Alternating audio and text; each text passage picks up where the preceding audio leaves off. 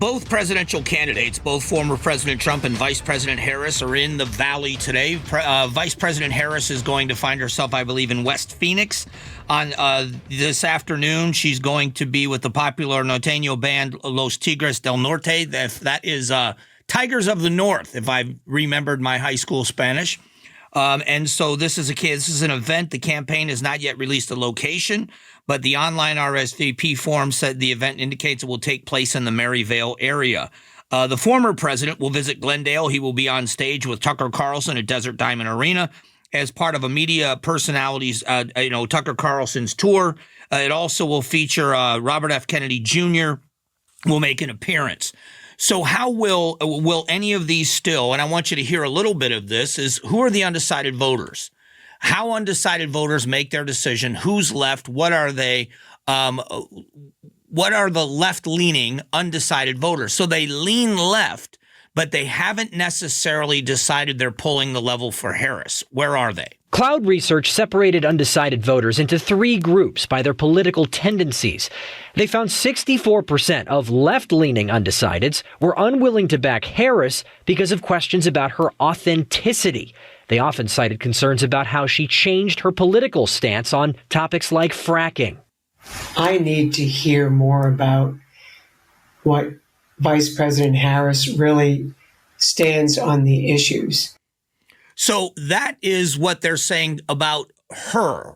But what about right-leaning voters, the voters that lean right but have not yet made the choice that they are definitely voting for Trump? Among right-leaning undecided voters, the poll found 62% were reluctant to back Trump because of concerns about his character and conduct.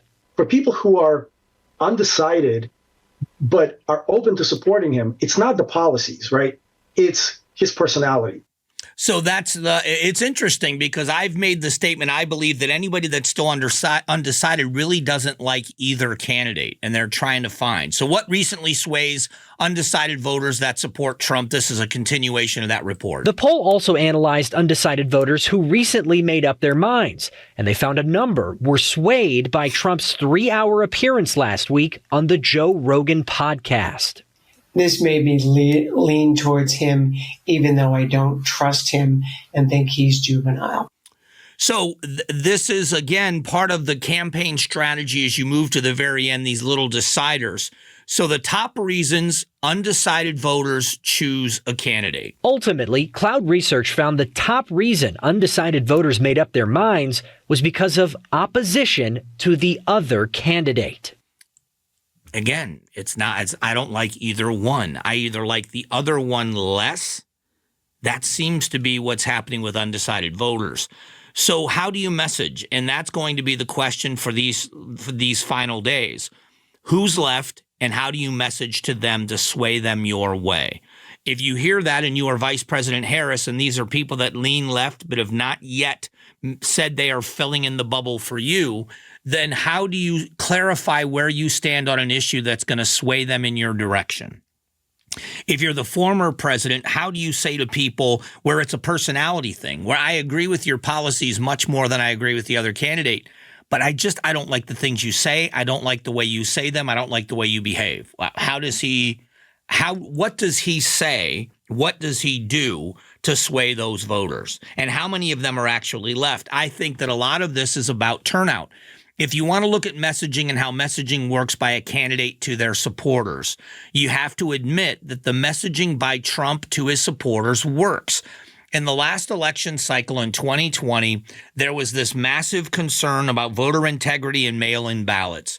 So there were a huge number in 2020 and 2022 of Republicans that got early ballots that dropped them off on Election Day. They didn't do it early. They didn't mail them in. They dropped them off on Election Day. They're called late earlies. And so now in this election cycle, because it took so long to get answers to questions, the push from Republicans after learning that lesson, I believe, from 2020 and 2022, you have heard former President Trump and all of his surrogates. You have heard Carrie Lake and all of her surrogates, and Republican candidates and Republican supporters across the gamut in this country telling early voters, vote. Republican early voters are outpacing Democrats right now. I voted early. I went and just checked. By the way, I went to just for ease of process, and I'm just putting my 2 cents in because I want to try to dispel myths. I want to take away fears if I can, but I'm not going to be dishonest. If I find issues, when I see issues, I'll tell you. I voted early on Monday. I voted at lunchtime, which would have been the busiest time of the day for people except after work on their lunch break, dropping in to vote. There were a lot of people there voting. I got in right away. I checked in right away, got my ballot right away. Within 3 minutes of being in that room, and that's me, I was probably closer to 2 minutes. Within 3 minutes of being in the building, I was standing at a voting booth and I was voting. They were courteous. They helped me check in to make sure I checked in properly. They were very friendly. I was in and out in 15 minutes because the ballot is extremely long. And even though I knew where I was voting on every issue and every candidate, it took me that long to get through 4 pages. So if you're someone that's going to make a decision standing there, give yourself 20 minutes. Give yourself maybe a little more because you've got some decisions to make. But the process was simple. Everyone was friendly. I even mentioned there was a young girl voting for the first time. And when she checked in, I think she was a volunteer. The volunteer that checked her in made an announcement to her, "Hey, buddy, first-time voter." And everybody cheered for this young girl.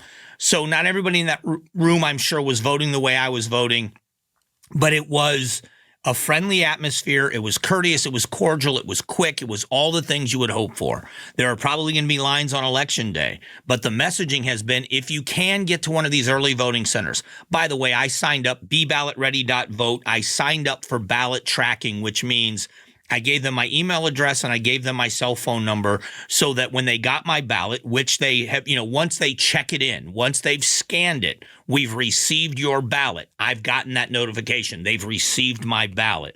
The next notification will be when they count my ballot. They've cured my signature. They've made sure it matches.